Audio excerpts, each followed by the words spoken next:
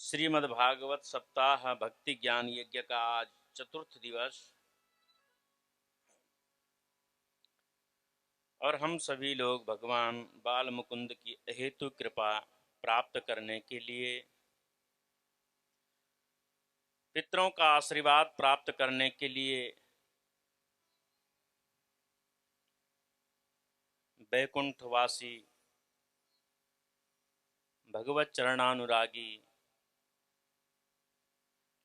जिनको परमात्मा के चरणों में आश्रय प्राप्त हो चुका है, ऐसे हमारे मौसा जी स्वर्गीय पंडित श्री पूर्णानंद जगूड़ी जी की वार्षिक पुण्य स्मृति में उनके परिवार के द्वारा इस कथा का दिव्य आयोजन और इसी श्रृंखला में कल हम सभी लोगों ने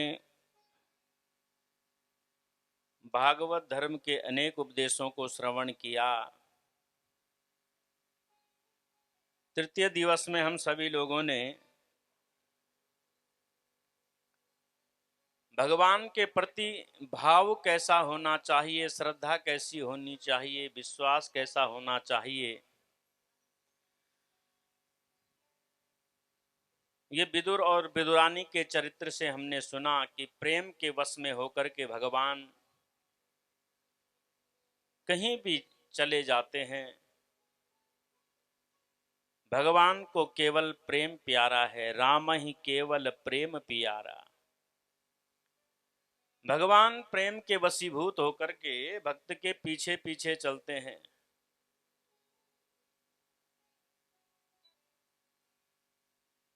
आयु नहीं देखते भगवान, तो 5 वर्ष के ध्रुव जी को प्राप्त हो गए। कथा के माध्यम से हमने जाना।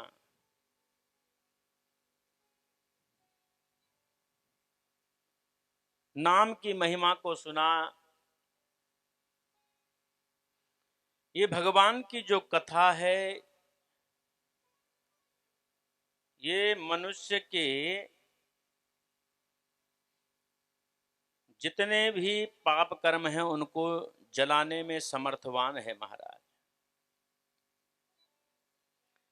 मानव देह के समस्त व्यथाओं को समाप्त करने वाली ये भागवत की कथा, भगवान के चरणों में प्रीति बढ़ाने वाली ये कथा। कल हमने बहुत से सुंदर चरित्रों को सुना, तो आइए चतुर्थ दिवस में कथा में प्रवेश करें। उससे पहले प्रभु नाम संकीर्तन, अपने इष्ट आराध्य की वंदना करते हुए फिर बांके बिहारी जी का गुणानुवाद श्रवण करेंगे। तो भाव से सभी लोग श्रद्धा से अपने मन, वाणी और जिह्वा को पवित्र करते हुए प्रभु नाम संकीर्तन गाएंगे। सीताराम वंदना, राधे श्याम वंदना, सीताराम वंदना, राधे श्याम वंदना। सीताराम वंदना, राधे श्याम वंदना। सीताराम वंदना, राधे श्याम वंदना। अंजना के नंदना, तेरी बार बार वंदना। अंजना के नंदना, तेरी बार जय हो सभी लोग का वंदना। सीताराम वंदना, राधे श्याम वंदना। भाव से गाओ। वंदना, राधे श्याम वंदना। अंजना के नंदना, तेरी बार बार वंदना। ओ अंजना के नंदना, तेरी बार बार वंदना।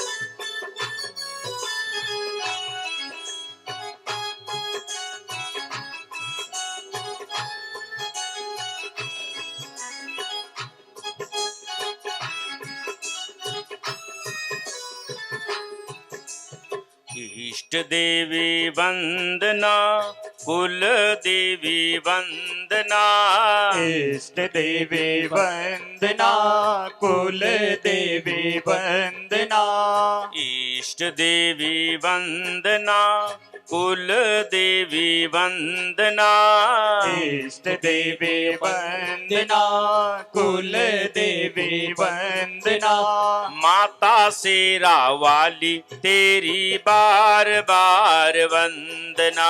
ओ माता जय जय। शेरा वाली तेरी बार बार वंदना। हाँ, सीताराम वंदना, राधे श्याम वंदना, सीताराम वंदना, राधे श्याम वंदना, अंजना के नंदना तेरी बार बार वंदना।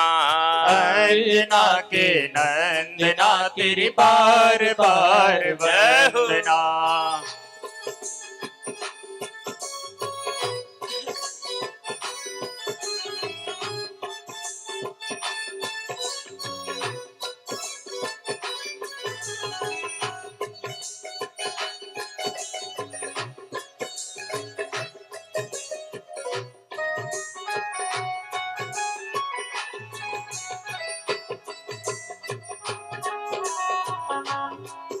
जय हो।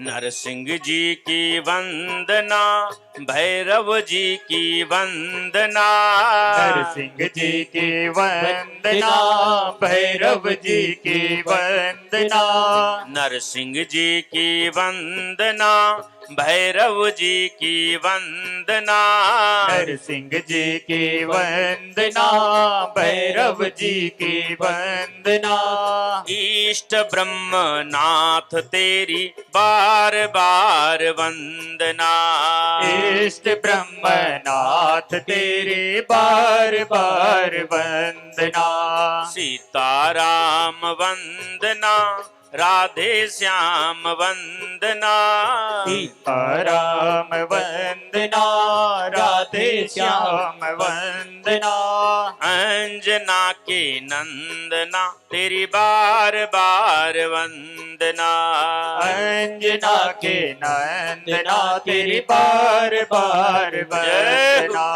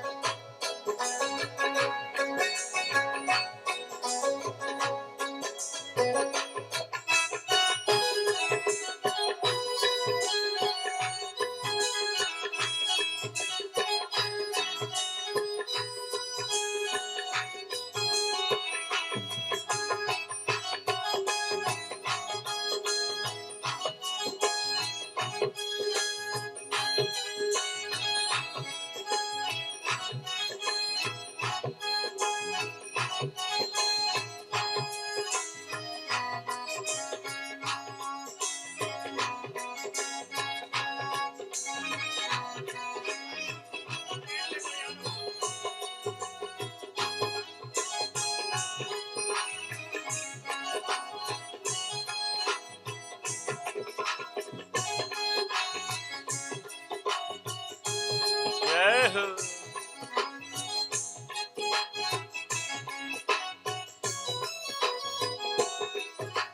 सुरकंडा की वंदना, कुंजापुरी की वंदना, सुरकंडा की वंदना, कुंजपुरी की वंदना, सुरकंडा की वंदना, कुंजापुरी की वंदना, सुरकंडा की वंदना, कुंजपुरी की वंदना, माता शाकंभरी तेरी बार बार वंदना, माता शाकंभरी तेरी बार बार वंदना, ओ माता शाकंभरी तेरी बार बार वंदना, माता शाकंभरी तेरी बार बार वंदना।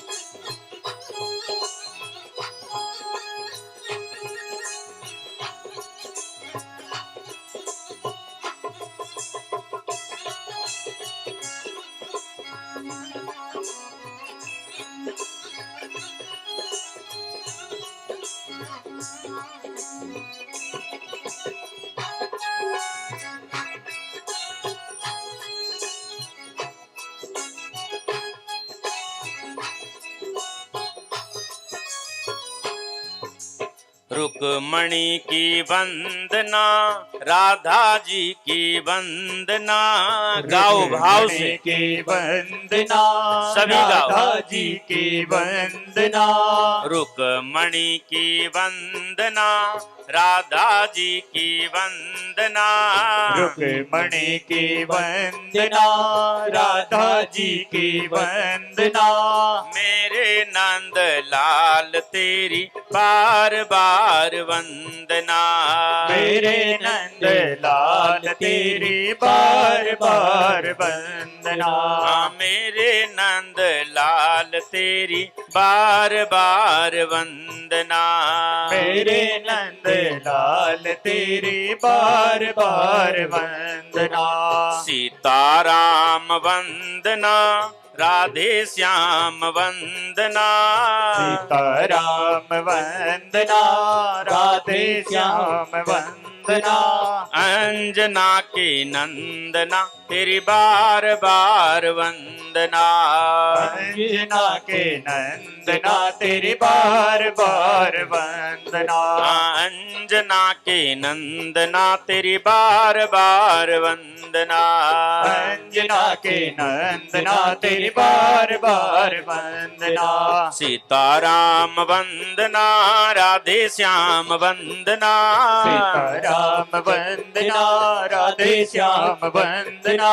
अंजना के नंदना तेरी बार बार वंदना। अंजना के नंदना तेरी बार बार वंदना।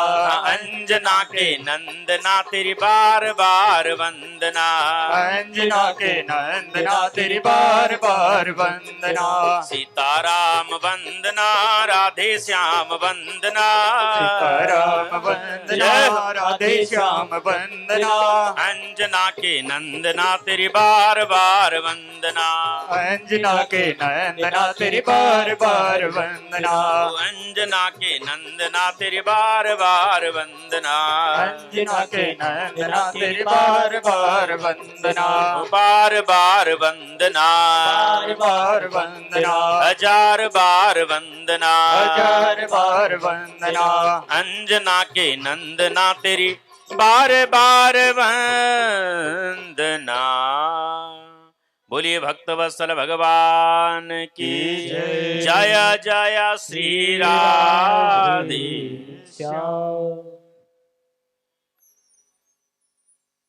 जिह्वा न वक्ति भगवद गुण नाम ध्येयम्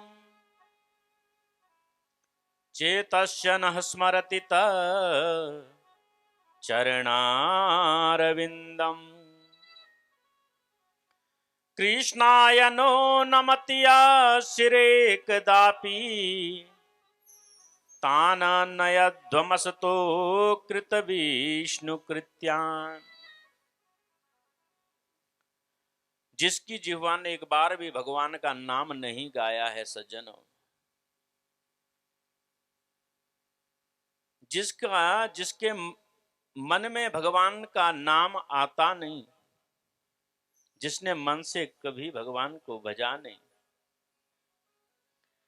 कृष्णाय नो नमति अक्षरे कदापि, जिसने एक बार भी भगवान के दरबार में जाकर के सिर को नहीं झुकाया, उसका जीवन बेकार है,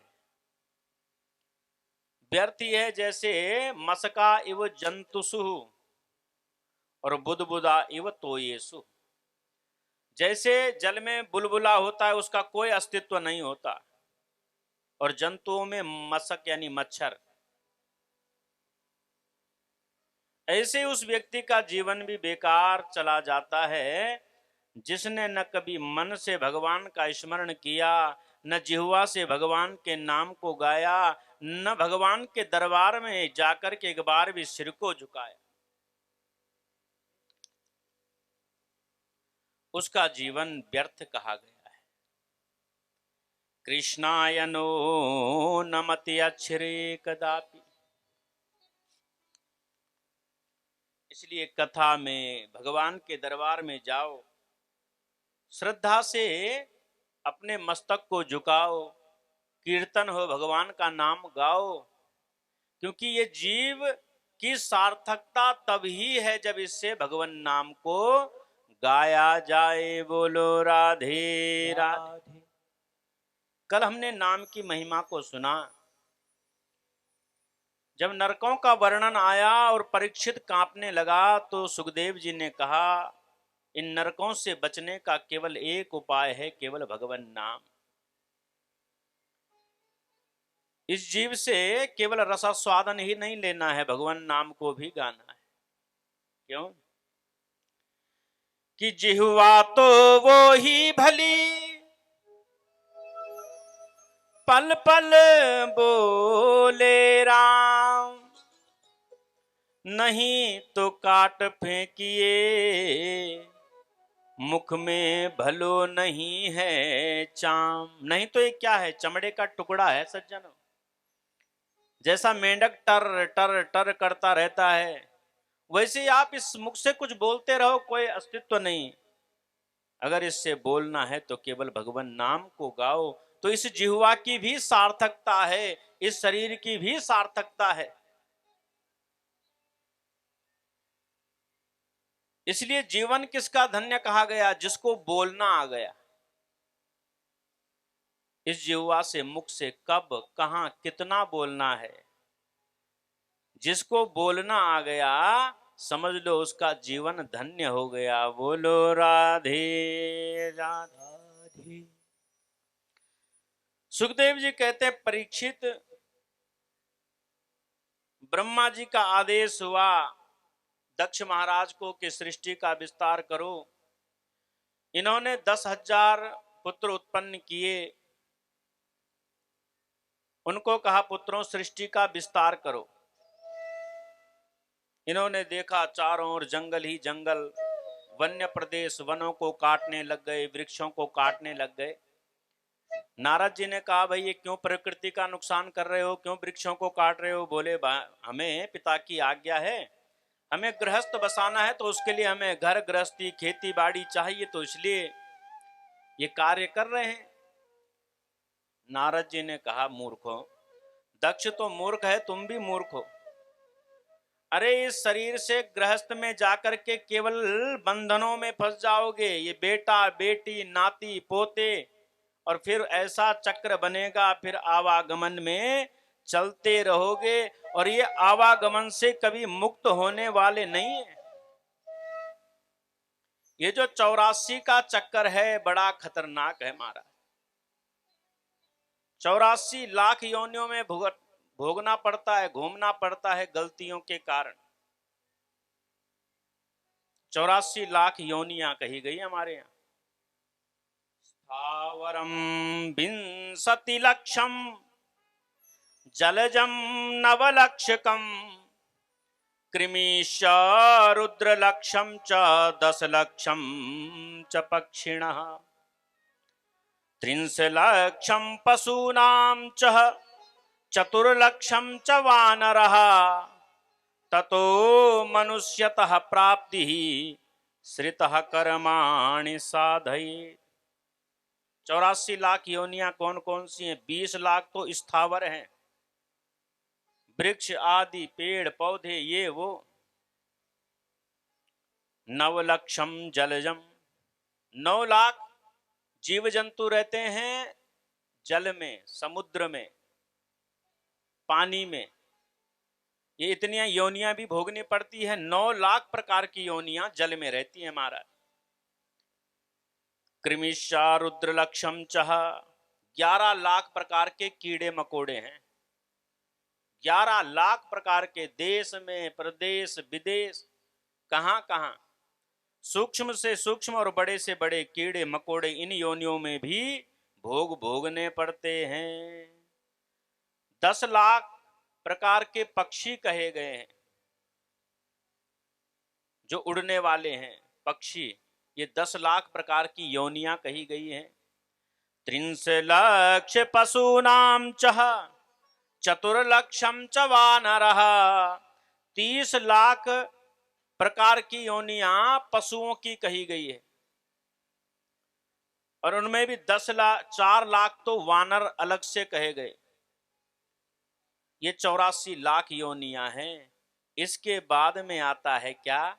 ततो मनुष्यतः प्राप्ति ही।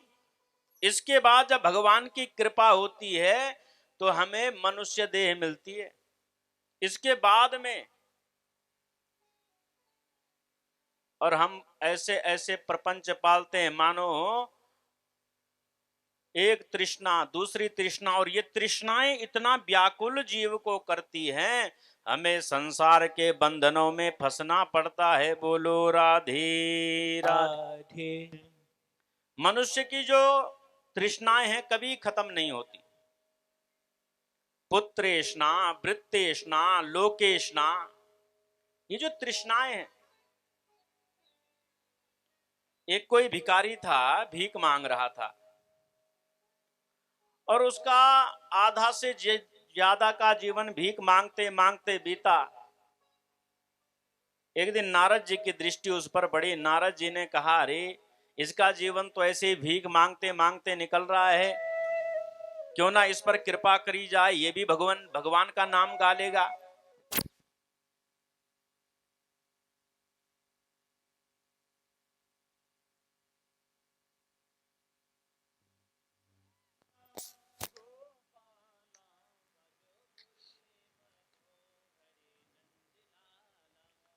बोली वृंदावन विहारी लाल की जय जय श्री राधे। नारद जी को दया आई, बोले भीख मांग के जीवन यापन करता है, भगवान का नाम लेने की फुर्सत नहीं, क्यों ना इस पर कृपा कर दी जाए। और नारद जी महाराज पृथ्वी पर आए, उस भिखारी से कहा, सुनो आज हम तुम्हारी दरिद्रता खत्म कर देते हैं। अच्छा महाराज कैसे करोगे? और नारद जी ने एक चिट्ठी लिखी,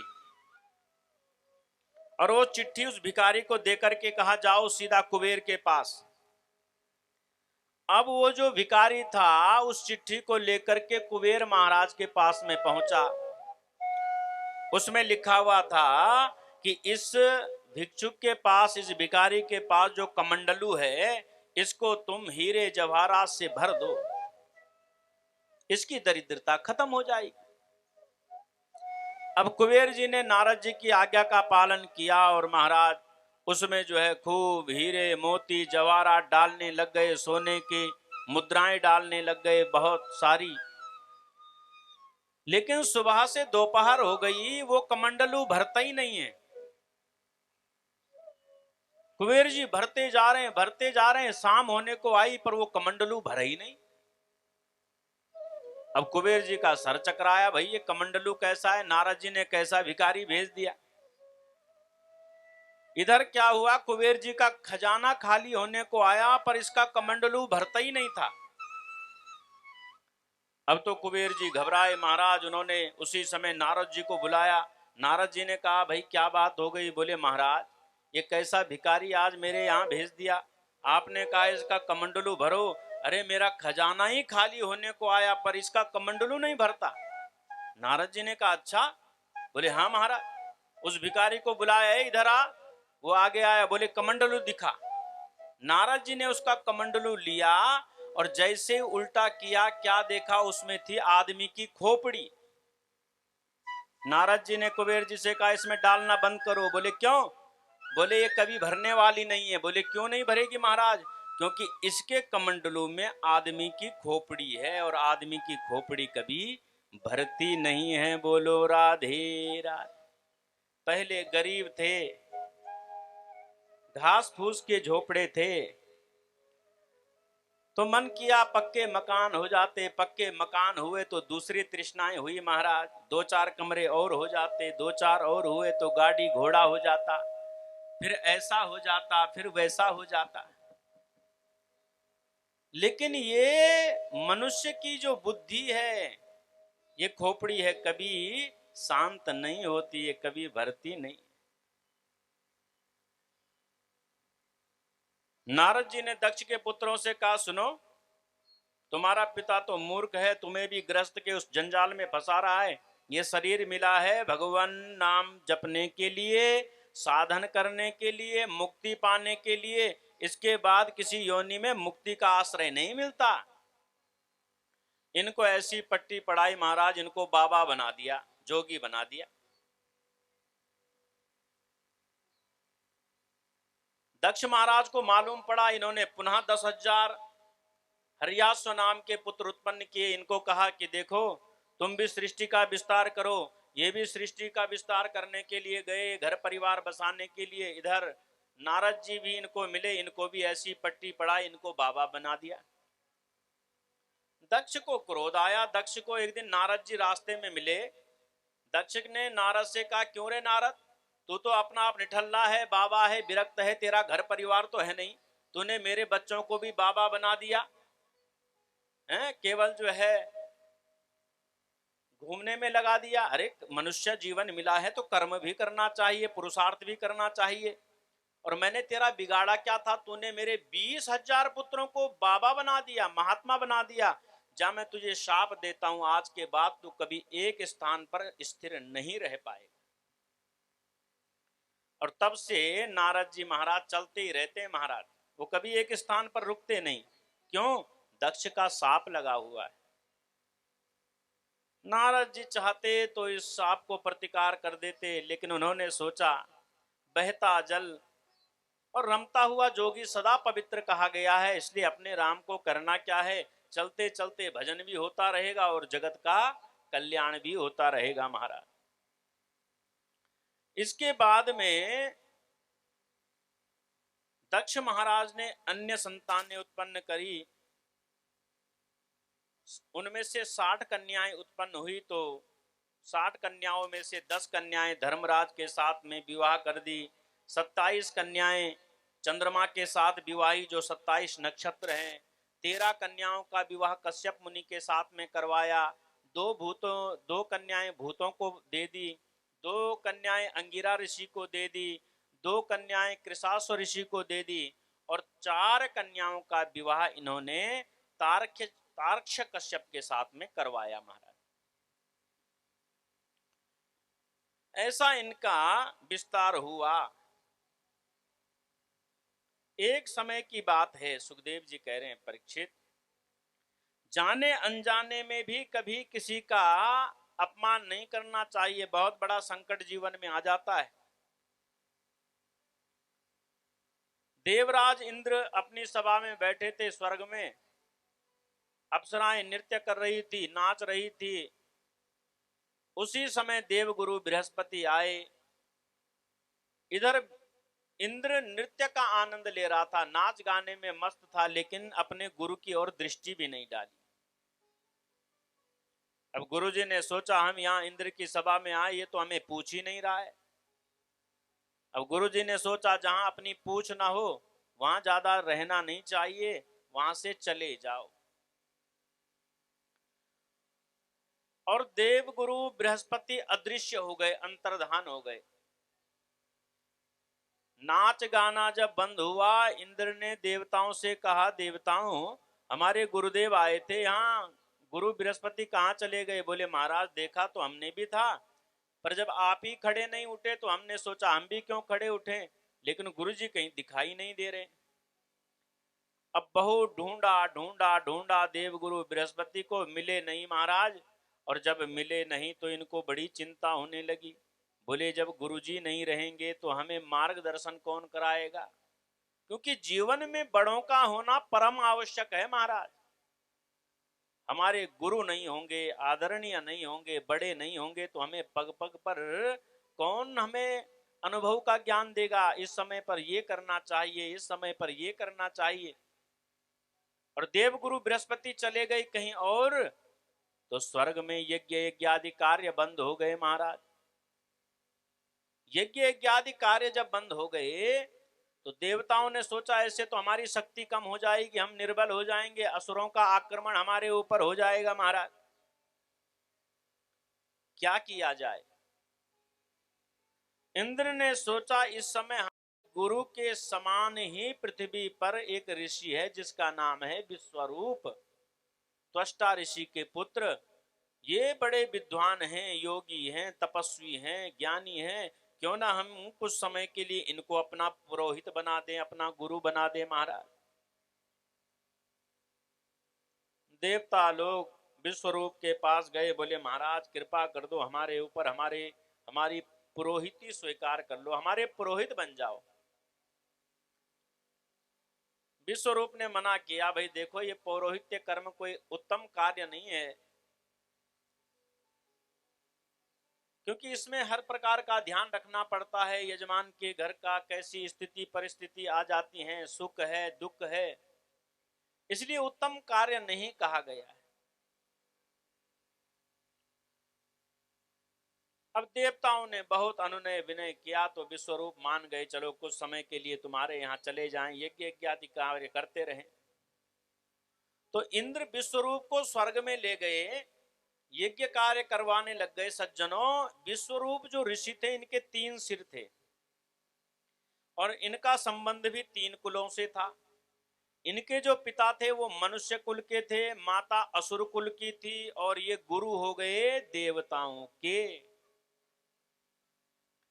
अब जब ये यज्ञ करते, इनके मन में ये भाव आता, क्यों ना मैं तीनों कुलों का कल्याण कर दूं, देवताओं का भी, मनुष्य का भी, असुर का भी।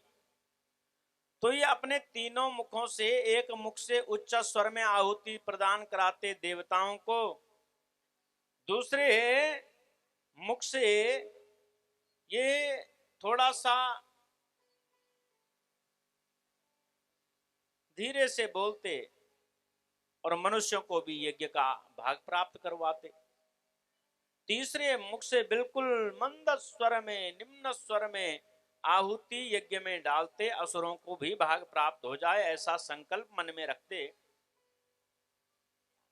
देवताओं ने सोचा, भाई यज्ञ तो हम कर रहे हैं, लेकिन हमारे ही समान ये असुर लोग, राक्षस लोग भी बलवान हो रहे हैं, संपन्न हो रहे हैं, कारण क्या है?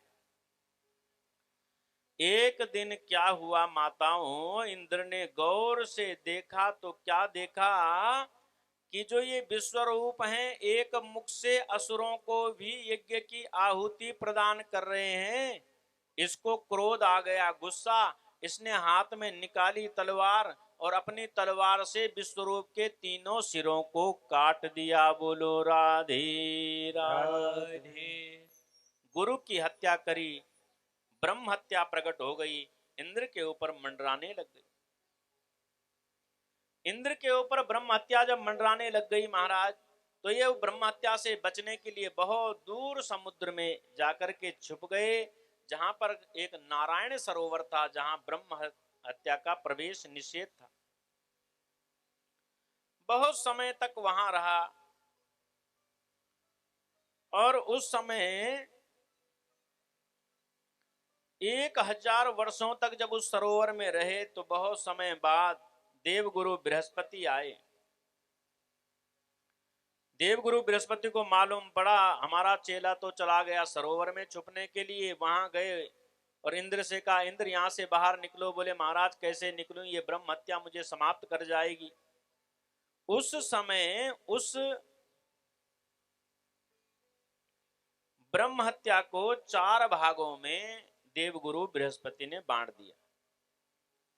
एक भाग पृथ्वी को दे दिया, जो ऊसर भूमि होती है वो ब्रह्म हत्या का स्वरूप है, जो पृथ्वी फट जाती है। वरदान दे दिया, पृथ्वी कालांतर में उसके गड्ढे भी स्वयं भर जाएंगे, पवित्र भी हो जाएगी। एक भाग ब्रह्म हत्या का वृक्ष में दे दिया, जो गोंद के रूप में है, और वृक्षों को वरदान दे दिया, तुम काटे भी जाओगे तो पुनः जीवित हो जाओगे। उसमें काटने के बाद भी कोंपल निकल आती है महाराज। एक भाग जल में दे दिया, जल में जो झाग होता है, फेन होता है, ब्रह्म हत्या होती है। और जल को वरदान दे दिया, बहता हुआ जल सदा निर्मल कहा जाएगा। एक भाग माताओं को दे दिया मासिक धर्म के रूप में। 4 भागों में जब ब्रह्म हत्या को बांट दिया, इंद्र को ब्रह्म हत्या से मुक्त बृहस्पति ने करवाया, स्वर्ग पर लेकर के आ गए, सिंहासन पर बैठा। इधर विश्वरूप के पिता त्वष्टा ऋषि को आया क्रोध। इन्होंने सोचा, देखो ये जो देवता हैं कितने स्वार्थी हैं, मेरा पुत्र इनका गुरु नहीं बनना चाहता था, इनका पौरोहित्य स्वीकार नहीं करना चाहता था, जबरदस्ती मेरे पुत्र को ले गए, और इन देवताओं को लाज भी नहीं आती, इन्होंने स्वार्थवश मेरे पुत्र की हत्या भी कर दी। त्वष्टा ऋषि ने एक यज्ञ प्रारंभ किया माताओं, और यज्ञ में आहुति प्रदान कर रहे हैं कैसी? इंद्र शत्रु विवर्धस्व माचिरम जहि विद्विषा। बोले इस यज्ञ अग्नि से मेरा ऐसा पुत्र उत्पन्न हो जिसके हाथों से इंद्र मारा जाए। बोलो राधे राधे। लेकिन संस्कृत में थोड़ा सा ध्यान बहुत रखना पड़ता है। इसमें ह्रस्व दीर्घ प्लुत स्वरों का ज्ञान होना बहुत जरूरी है महाराज। इन्होंने कहना था इंद्र शत्रु विवर्धस्व, और बोल गए क्या? इंद्र शत्रु विवर्धस्व माचिरम जहि विद्विषा। देखो, केवल उच्चारण मात्र से उच्चारण में भिन्नता हो गई और अर्थ का अनर्थ हो गया। बोले इस यज्ञाग्नि से मेरा ऐसा पुत्र उत्पन्न हो जो इंद्र के हाथों से मारा जाए। कहां तो संकल्प लेकर के बैठे थे ऐसा पुत्र यज्ञाग्नि से उत्पन्न हो जिसके हाथों से इंद्र मारा जाए, और अर्थ का अनर्थ क्या हो गया कि इंद्र के हाथों से मारा जाए ऐसा मेरा पुत्र इस यज्ञाग्नि से प्रकट हो।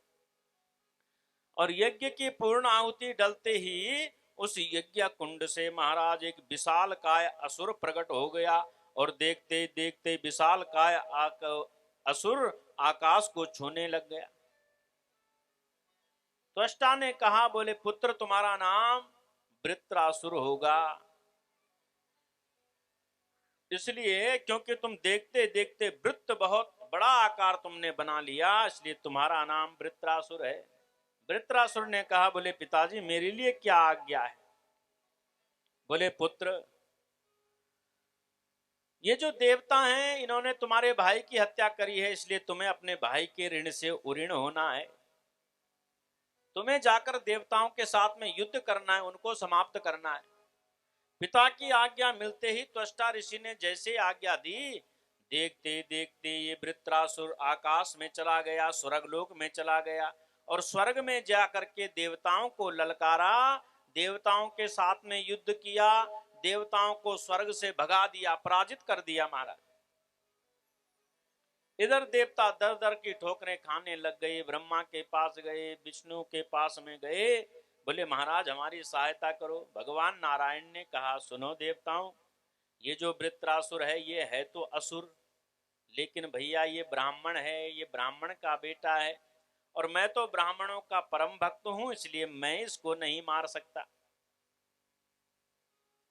भगवान नारायण ने कहा, मैं तुम्हें एक उपाय बता सकता हूं इसको मारने का। बोले क्या उपाय है महाराज? बोले तुम चले जाओ धरती पर, पृथ्वी पर, वहां एक ऋषि रहता है जिसका नाम है ददीची, और उन ददीची मुनि से तुम उनकी हड्डियां मांग लो, अस्थियां।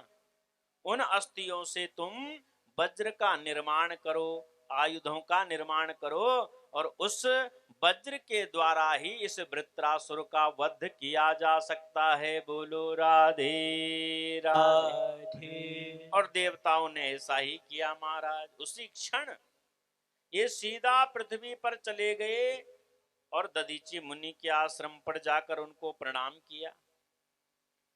ददीची मुनि ने कहा, भाई देवताओं, आज तुम सबके सब देवता एक साथ आए हो, क्या बात है? बोले महाराज हम आए हैं कुछ मांगने के लिए। बोले तुम्हें भी कुछ चाहिए? तुम तो वरदान देने वाले हो, देवता हो, फिर मुझसे क्या चाहिए? बोले महाराज हम ज्यादा तो कुछ नहीं कहेंगे, क्योंकि हमारे पास समय की कमी है और इस समय हम दुखी भी हैं, इसलिए हम तो यहाँ आए हैं आपकी अस्थियां लेने, हड्डियां लेने। ददीची मुनि ने कहा, तुम मूर्ख तो नहीं हो? तुम मुझसे मेरी हड्डियां मांग रहे हो? हड्डियां मांगने का मतलब है मैं अपने शरीर को त्याग दूं, अपने प्राण त्याग दूं, और मनुष्य सबसे अधिक प्रेम करता है तो अपने शरीर से, और तुम कह रहे हो अपनी हड्डियां दे दो। अरे मांगने से पहले विचार कर लिया करो, हम मांग क्या रहे हैं, किससे मांग रहे हैं, क्या मांग रहे हैं। इंद्र ने कहा, बोले महाराज, मांगने वाले को ये मालूम कहाँ होता है कि देने वाले को अपनी वस्तु देने में कितना कष्ट हो रहा है। मांगने वाले को तो केवल अपना स्वार्थ दिखाई देता है, मेरे स्वार्थ की पूर्ति हो जाए बस। दधीचि मुनि ने कहा, इंद्र तुमने सत्य कहा है, इसलिए मैं तुम पर प्रसन्न हूं। और वैसे भी ये शरीर तो नश्वर है, एक ना एक दिन तो ये समाप्त होगा ही, लेकिन ये शरीर परमार्थ के काम आ जाए, किसी के काम आ जाए, इससे बढ़कर के शरीर का कोई लाभ नहीं है। और उसी समय महाराज दधीचि मुनि ने अपने प्राणों को ब्रह्मरंध्र का भेदन किया, ब्रह्म में लीन हो गए, इनका शरीर अचेत पड़ा रहा। इंद्र ने सुरभि नाम की गाय को बुलाया, उस गाय ने दधीचि मुनि के समस्त शरीर को चाट दिया, रक्त मांस मेदा आदि को, केवल अस्थियां शेष रही, हड्डियां। और उन हड्डियों से इंद्र ने वज्र का निर्माण किया, आयुधों का निर्माण किया। और जैसे आयुधों का निर्माण किया और सीधा चले गए स्वर्ग में। स्वर्ग में जाकर के वृत्रासुर को ललकारा, ए वृत्रासुर, क्या छुपा बैठा है वहां स्वर्ग में? अगर वीर है तो हमारे साथ में युद्ध कर, क्यों कायरों की भांति वहां छुपा हुआ है? वृत्रासुर ने इतना सुना महाराज, और बाहर आ गया, देवताओं के साथ में युद्ध करने लगा। युद्ध करते करते करते वृत्रासुर ने एक मुष्टिका का प्रहार किया इंद्र के सिर पर, और ये अचेत हो गया, इंद्र बेहोश हो गया। और जब ये बेहोश हुआ तो वृत्रासुर ने सोचा, क्यों ना जब तक इसको होश आए तब तक मैं अपने भगवान को याद कर लूं। और वृत्रासुर भगवान का स्मरण कर रहा है कि देखो, जो मेरा परमात्मा है उसके यहाँ सबका लिखा जोखा है, लेखा जोखा है महाराज। उसके यहाँ सबका खाता है, वो सबकी जानता है कौन क्या कर रहा है। और वृत्रासुर भगवत स्तुति करता है क्या? बोलिए भक्त वत्सल भगवान की जय। जय जय श्री राधे। वृत्रासुर भगवत स्मृति कर रहा है, भगवत स्मरण कर रहा है। प्रभु अहम हरे तव पादैक मूलः दासानुदासो भवितास्मि भूयः मना स्मरेता सुपतिर्गुणास्ति गृणीत वा कर्म करोतु कायः। प्रभु मुझे आपकी सेवा न मिले वो कोई बात नहीं है, लेकिन आपके जो सेवक हैं, जो दास हैं, उन दासों की भी चरण सेवा मुझे मिल जाए तो मैं कृतार्थ हो जाऊं। मुझे संसार में किसी प्रकार की कोई और आवश्यकता नहीं है भोगों की। देखो, असुर योनि में उत्पन्न हुआ है ये, और क्या मांग रहा है भगवान से? नानाक पृष्ठम न च पारमेष्ठ्यम न सार्वभौमम न रसाधिपत्यम न योग सिद्धिर्न पुनर्भवम वा सामंजसत्व विरहयकांक्षे नानाक पृष्ठम न च पारमेष्ठ्यम न सार्वभौमम न रसाधिपत्यम। मुझे ननाक पृष्ठम न च पारमेष्ठ्यम न सार्वभौमम न रसाधिपत्यम, न मुझे स्वर्ग चाहिए, न मुझे तपलोक चाहिए, और यहां तक कि मुझे वैकुंठ में जाने की भी इच्छा नहीं है। भगवान ने कहा, भाई जब तुझे न स्वर्ग चाहिए, न मोक्ष चाहिए, न वैकुंठ चाहिए, फिर तू इतना भजन, इतना स्मरण क्यों कर रहा है मेरा? ये कहता है, बोले प्रभु मुझे तो आपके नाम की उत्कंठा, व्याकुलता और विरह चाहिए। आपके नाम की जो पीड़ा होती है, जो प्रतीक्षा होती है, कैसी प्रतीक्षा? अजात पक्षा इव मातरम खगः। जैसे कोई एक चिड़िया का बच्चा हो, वो अभी अभी अंडे से बाहर आया, पंख है नहीं, उड़ सकता नहीं, और वो घोंसले में रहता है, उसकी माँ गई है कहीं दाना चुगने के लिए। उस चिड़िया के उस बच्चे को जब भूख लगी तो वो बार बार उस घोंसले से बाहर गर्दन करता है, उस ओर देखता है जहां उसकी माँ वो चिड़िया गई है दाना चुगने। कब मेरी माँ आएगी, कब मेरी चोंच में दाना डालेगी, कब मेरी भूख शांत होगी, बार बार। अजात पक्षा इव मातरम खगः स्तन्यं यथा वसताराच्छुदार्था प्रियं प्रियेव व्युषितं विषाण्ण मानोरविन्दाक्ष दिदृक्षति त्वाम् आजात पक्षा इव मातरम खगा स्तन्यं यथा वसतारः क्षुधार्ता। कैसी विरह, कैसी व्याकुलता मुझे चाहिए मेरे प्रभु। स्तन्यम यथा वसतारः क्षुधार्ता, जैसे कोई अभी अभी एक गाय का वत्स बछड़ा, अभी वो घास खा नहीं सकता, छोटा है, और गाय के मालिक ने उस गाय को चुंगने के लिए, चरने के लिए भेज दिया वन में, और इस बछड़े को बांध दिया है खूंटे से घर पर। संध्या का समय होने को आया तो ये बार बार उस ओर देखता है, बछड़ा जिस ओर इसकी मां गई है चुंगने के लिए, कब मेरी मां आएगी, कब मेरे मुख में अपना स्तन डालेगी, और कब मैं अपनी मां का स्तनपान करूंगा, दूध पीऊंगा।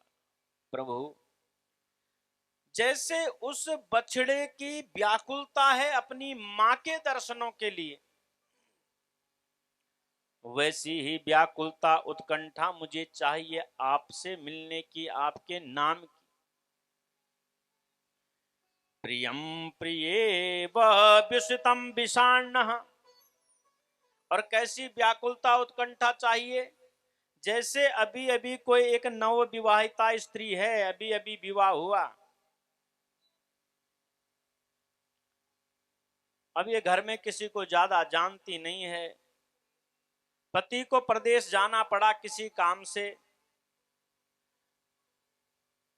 अब ये घर परिवार में पति से अधिक किसी को जानती नहीं है, तो इस पति ने कहा मैं ठीक 5 दिन में लौट करके आऊंगा। अब पति ने कहा था 5 दिन में लौट करके आऊंगा, तो 1 दिन बीता, 2 दिन बीते, 3 दिन बीते, 4 दिन बीत गए, और जैसे ही 5वां दिन प्रारंभ हुआ, इसकी व्याकुलता, उत्कंठा बहुत ज्यादा बढ़ गई। इसको मालूम है इसके पति शाम को घर लौटेंगे, लेकिन सुबह ही से उस ओर देखने लग जाती है, कहीं मेरे पति तो नहीं आ गए, कहीं मेरे स्वामी के दर्शन तो मुझे नहीं हो जाए। ये घर के किसी काम से भी घर के बाहर आंगन में आती है तो उस ओर जरूर देखती है जिस ओर से पति आने वाले हैं। धीरे धीरे धीरे दोपहर का समय होता, इसकी उत्कंठा, व्याकुलता और बढ़ जाती है। जब संध्या का समय होने को आया तो इसकी विरह, इसकी व्याकुलता कितनी बढ़ती है कि कब मेरे स्वामी आ जाएं, कब मैं उनके चरणों में प्रणाम करूं, कब मुझे उनके दर्शन हो जाएं। जैसे उस प्रियतमा के अपने स्वामी के लिए, दर्शनों के लिए जो उत्कंठा, व्याकुलता बनी रहती है हृदय में, हे गोविंद, वही व्याकुलता, वही उत्कंठा मुझे चाहिए, जैसे वह पक्षी का बच्चा अपनी माँ की प्रतीक्षा करता है, जैसे वह गाय का बछड़ा अपनी माँ की प्रतीक्षा करता है, और जैसे यह नव विवाहिता स्त्री अपने स्वामी की प्रतीक्षा करती है। हे गोविंद, मुझे ऐसी उत्कंठा, व्याकुलता आपके नाम की चाहिए। ये भगवान का स्मरण कर रहा था माता। उसी समय इंद्र को होश आया। इंद्र ने कहा, कायर, युद्ध भूमि में युद्ध करना चाहिए तो भगवान को याद कर रहा है। यदि पराजित हो गया तो जा, मैं तुझे माफ करता हूं, नहीं तो आकर के युद्ध का कर। और जैसे ही वृत्रासुर युद्ध करने को तैयार हुआ, इंद्र ने हाथ में वज्र ले लिया और वज्र को वृत्रासुर की ओर चलाने लगा। तो वृत्रासुर ने कहा, सुन इंद्र, न तुझ में इतनी सामर्थ्य है कि मुझे मार दे, न तेरे वज्र में इतनी सामर्थ्य है कि मुझे मार दे। मैं जानता हूं तेरे इस वज्र में इस समय साक्षात नारायण विराजमान है, क्योंकि नारायण की आज्ञा से तूने ये वज्र का निर्माण किया, इसलिए मैं इसे स्वीकार करता हूं। उसी क्षण वृत्रासुर ने हाथ में तलवार निकाली, इंद्र को मारने लगा। तो इंद्र ने उसी समय वज्र का प्रहार किया और वज्र इसकी छाती में लगा महाराज, और ये वृत्रासुर धड़ाम से पृथ्वी पर गिर पड़ा, मर गया। परीक्षित ने कहा, गुरुदेव समझ में नहीं आ रही है बात। बहुत अभ्यास करने वाला व्यक्ति भी यदि किसी समय युद्ध में हो, क्रोध में हो, तो उसे भगवान की याद नहीं आती। और ये असुर योनि में होने के बावजूद ये युद्ध भूमि में भगवान का स्मरण कर रहा था। ये था कौन? सुखदेव जी कहते हैं, परीक्षित, ये पूर्व जन्म में चित्रकेतु नाम का एक राजा था। इसकी 1 करोड़ रानियां थी, लेकिन संतान नहीं थी महाराज। जब संतान नहीं हुई तो ये बड़ा दुखी रहता। एक समय की बात है, इसके घर में अंगिरा मुनि नारद जी का प्रवेश हुआ। इसने संतों के आश्रय लेकर के संतों के चरणों में प्रणाम किया और अंगिरा मुनि से कहा, महाराज आप चाहो तो हमारे ऊपर कृपा कर दो, हमारी संतान हो जाए। अंगिरा मुनि ने कहा, देखो चित्रकेतु, मैं भूत भविष्य वर्तमान का ज्ञाता हूं, सब जानता हूं, और मैंने देखा तेरे ललाट में संतान का सुख नहीं है। भगवान ने तेरे ललाट में ऐसा ही लिखा है। ये रोने लगा, संत के चरण पकड़ लिए। महाराज, संत चाहे तो भगवंत की बात को टाल सकता है, संत चाहे तो भगवान की बात को भी काट सकते हैं महाराज, जो भगवान ने लिखा है। ऐसे ही कोई एक व्यक्ति था, कोई गांव में रहने वाले नंबरदार सेठ, उनके संतान नहीं हो रही थी महाराज।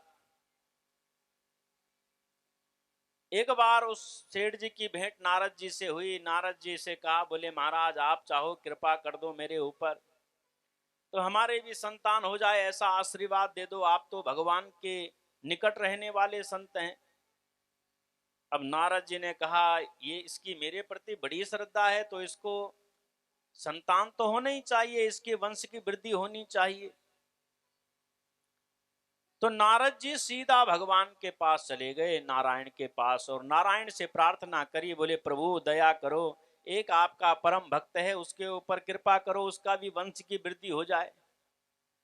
भगवान ने मना कर दी महाराज। बोले, इसके भाग्य में संतान का सुख नहीं है। नारद जी छोड़ो, क्यों इनको झंझटों में डालते हो। तो नारद जी ने सोचा, जब भगवान ने ही मना कर दिया तो फिर इसके भाग्य में संतान का सुख नहीं है। उसी समय क्या हुआ, वो जो सेठ जी थे उनके घर में कोई एक संत आया। रात्रि का समय था, सर्दी का महीना था, और उस साधु ने उस सेठ से कहा, बोले महाराज बड़ी सर्दी हो रही है, इसलिए कुछ हमारे लिए अग्नि की व्यवस्था कर देते तो अच्छा होता। तो सेठ ने उनको 100 कंडे दे दिए, 100 उपले गाय के गोबर के, खूब सारे उपले दिए। तो रात्रि भर वो जलाता रहा, साधु जलाता रहा। पूरी रात में उस साधु ने 100 कंडे जलाए, 100 उपले। और 100 उपले जलाने का प्रभाव ये हुआ, संत को बड़ी दया उसके ऊपर आई। और जाते जाते जब संत जाने लग गए, उस सेठ ने चरणों में प्रणाम किया। महाराज, संत ने आशीर्वाद दे दिया। बोले, तुम्हारे वंश की वृद्धि हो जाए महाराज, पुत्रवान भव। अब संत ने आशीर्वाद दिया तो इनके वंश की वृद्धि हो गई। धीरे धीरे धीरे समय बीता तो वो सेठ जी के 100 बेटे हो गए। एक दिन घूमते फिरते वहां से नारद जी आए महाराज।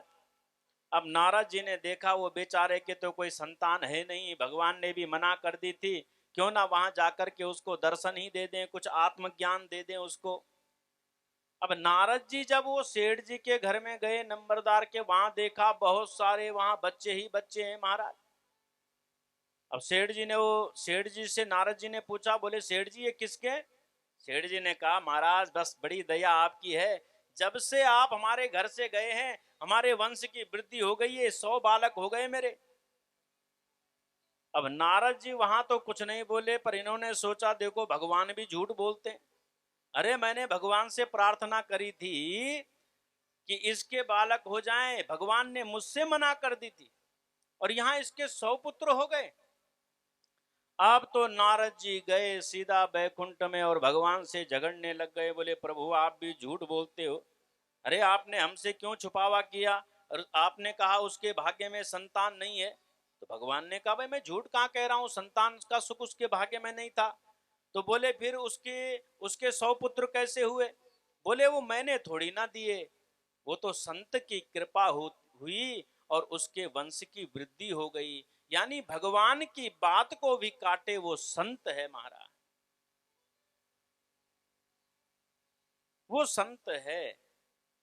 अंगिरा मुनि से चित्रकेतु ने कहा, बोले महाराज 1 करोड़ रानियां हैं, संतान है नहीं, कृपा कर दो। अंगिरा ऋषि ने कहा तुम्हारे भाग्य में संतान का सुख नहीं।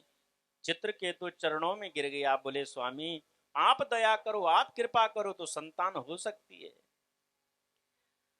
चित्रकेतु जब संत के चरणों में गिर पड़ा तो संत बड़े दयालु होते हैं माताओं। संतों का जो हृदय होता है वो दया से भरा हुआ होता है। जैसे माँ का हृदय होता है ऐसे ही संत और भगवंत का हृदय भी होता है। अंगिरा मुनि ने कहा देख राजा मैं संतान का वरदान तो तुझे दे दूं, तेरे एक पुत्र होगा, वो तुझे सुख भी देगा और दुख भी देगा, वो हर्ष भी देगा विषाद भी देगा। अंगिरा ऋषि ने यह आशीर्वाद दिया, राजा कुछ समझा नहीं और समय व्यतीत हुआ तो कालांतर में इसके यहाँ बड़ी रानी के एक पुत्र का जन्म हो गया।